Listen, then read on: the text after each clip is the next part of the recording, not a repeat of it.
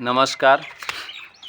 आज हम आपको बताने जा रहे हैं ओयस्टर मशरूम के बारे में। ओयस्टर मशरूम को ढींगरी मशरूम भी बोलते हैं। ये मशरूम जो है 60 से 65 दिन 60 दिन के लिए ये फसल होता है, इसका अवधि है। और इस मशरूम को कई जगहों पे ढींगरी के नाम से जानते हैं और कई जगहों पे इसके ओयस्टर मशरूम के नाम से जानते हैं। यह ढींगरी मशरूम उत्पादन करने के लिए उत्पादन कक्ष की ज़रूरत सबसे पहले होती है, जिसे बांस और कच्चा ईंट वगैरह, पॉलीथीन वगैरह, पुआल वगैरह से हम मड़ई वगैरह भी बना करके कर सकते हैं और रूम में भी बना के कर सकते हैं।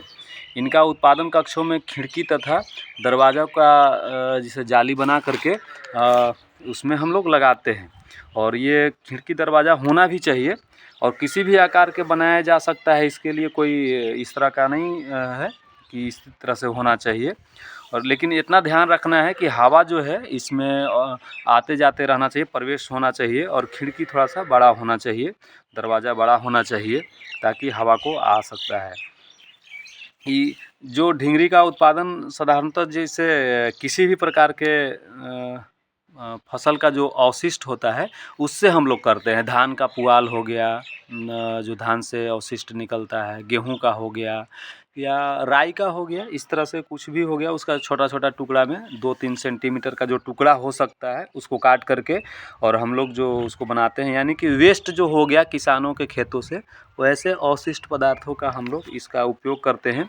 और इसका 2-3 उपचार है, उपचार करके उसमें बीज डालते हैं। जैसे पहला उपचार तो कर सकते हैं कि गर्म पानी में उसको खौलाएँगे, खौलते हुए पानी में डाल करके उसको, उसमें जो भी कुछ पहले से बैक्टीरिया वगैरह होगा, फफूंद होगा, उसको कीटाणु होगा, उसको मारने के लिए गर्म पानी करते हैं और उसमें डाल करके और फिर निकालते हैं और उसको सुखा करके फिर से करते हैं।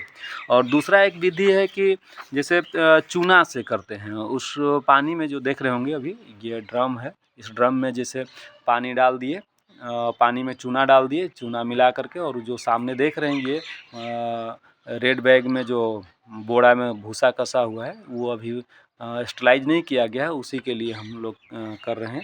तो दूसरा विधि है कि चूना मिला करके भी कर सकते हैं। चूना का घोल बना करके उसमें पानी डाल देंगे और 12 से 14 घंटे के बाद उसको निकाल करके सुखा करके फिर से हम उसमें बीज डालेंगे।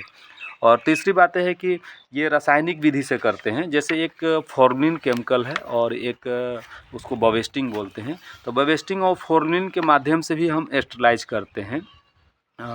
इसमें जैसे 90 लीटर पानी है ना, तो उसमें लगभग 20 से 25 किलो जैसे सूखे भूसा को हम उसमें डालते हैं।